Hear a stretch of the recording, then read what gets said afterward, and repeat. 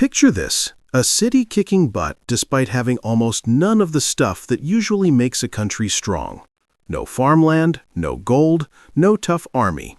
Just a bunch of buildings stuck on muddy islands in a lonely bay. You'd think it would fall apart in no time, right? Nope. For about 1,000 years, this crazy city became super rich, bossy, and stable.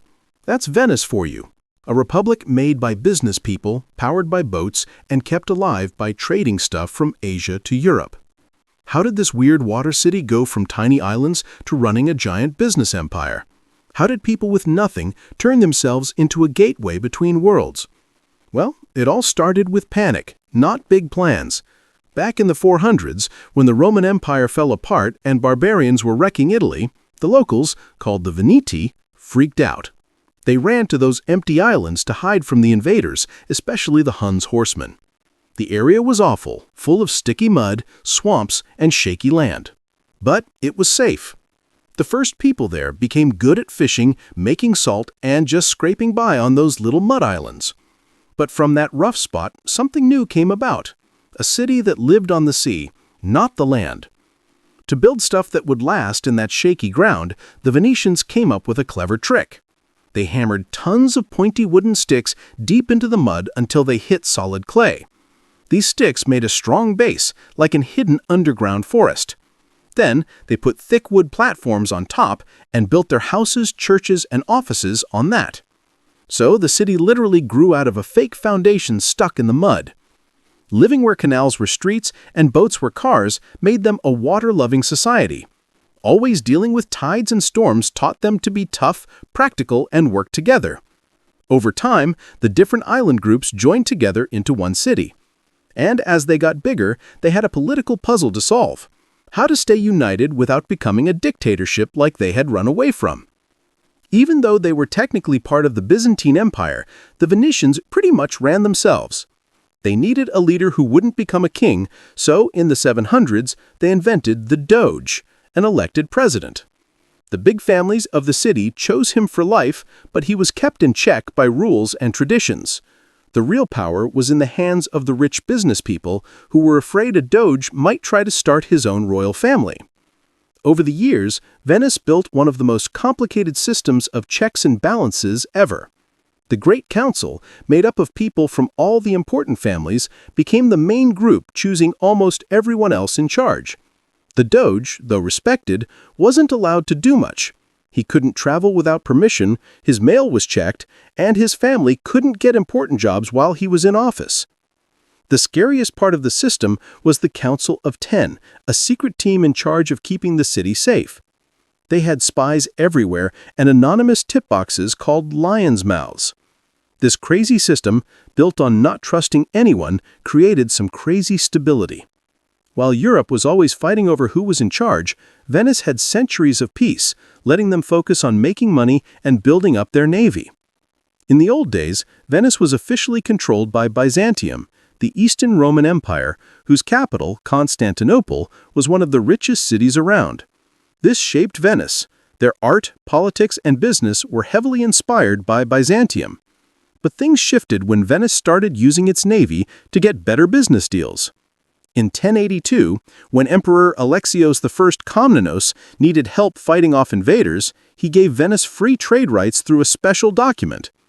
This gave Venetian merchants a big edge over rivals, but it also hurt Byzantium's income, making the people of Constantinople angry. Over time, that anger turned into fights, and by the late 1100s, the alliance was broken. Venice, rich from trade and protected by its navy, was now an independent rival instead of a loyal helper. In the early 800s, looking for a religious symbol to match their political ambitions, the Venetians decided to get their hands on the remains of an important saint. Their current saint wasn't a big deal, not good enough for a rising power. The bones of Saint Mark was in Alexandria, under Muslim rule. In 828, two Venetian merchants snuck in a mission to steal the saint's body. Through bribing, they got the remains and sneaked them past the guards by hiding them under layers of pork which the Muslim inspectors wouldn't touch. When the relics landed in Venice, the city went wild. A new church was built to house them, and the winged lion, St. Mark's symbol, became the sign of the Republic, showing up on coins, flags, and buildings all over Venice. With divine backing, Venice's power grew, mostly thanks to one place, the Arsenal. Surrounded by walls and gates, the Venetian Arsenal became the biggest and fastest in Europe. Instead of building ships one by one, the Arsenal used parts. Workers specialized in making specific parts, oars, masts, ropes, rudders, stored in big warehouses. Ship frames moved along a canal, stopping at stations where teams installed their stuff. This setup let Venice make and supply warships fast. People said a ship could be finished during a single party. The Arsenal workers had jobs, homes, and retirement plans, making them loyal and trusted with secrets. The Arsenal's output gave Venice the navy to rule the Mediterranean. The city showed off its sea life every year during the Feast of the Ascension in a ceremony called the Marriage to the Sea. The Doge got on the Bucentauro, a fancy ship, and led a procession across the lagoon. At the entrance to the Adriatic, he tossed a gold ring into the water, declaring Venice married to the sea forever. A message of control and a reminder that the city's survival depended on ships. This control would soon change the world. At the start of the 1200s, Pope Innocent III called for the Fourth Crusade to take back Jerusalem. French and German leaders gathered an army, but needed ships to get to Egypt. Only Venice could provide them.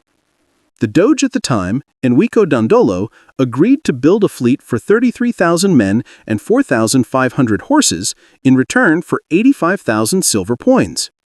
When the Crusaders showed up in 1202, they were short a lot of money, leaving them and Venice in a bind. Dandolo gave a solution. Instead of paying, the army would help Venice capture Zara, a Christian city and business rival. The attack went against the Pope's orders and angered many Crusaders, but they were desperate.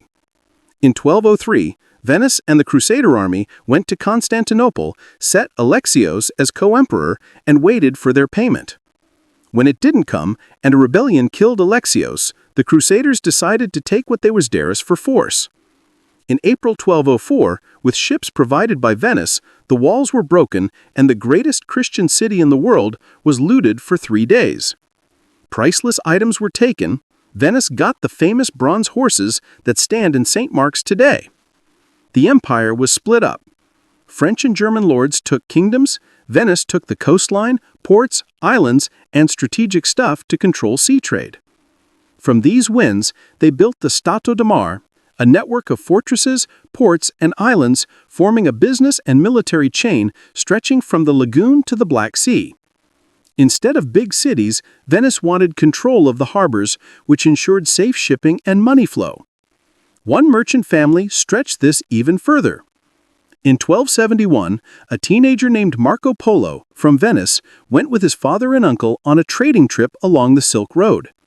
They traveled for 3.5 years across Anatolia, Persia, and the Pamir Mountains to the court of Kublai Khan, ruler of the Mongol Empire. It was 17 years before Marco came back, having traveled around China and seen stuff. After 24 years, the Polos came back to Venice dressed in worn Mongol clothes, showing their wealth only when they cut their garments to reveal jewels. When war with Genoa broke out, Marco led a ship, was captured, and in prison told his story to the writer Rustichello de Pisa. Together, they produced The Travels of Marco Polo, the book that created fantasies of Asia and inspired later explorers like Columbus. Still, Venice's fight with Genoa was intense. Repeated clashes established who would control Mediterranean commerce. The final and punishing conflict, the War of Chioggia, would give control to one of the two powers starting in 1378, and both republics were pushed to the edge in this desperate contest for dominance.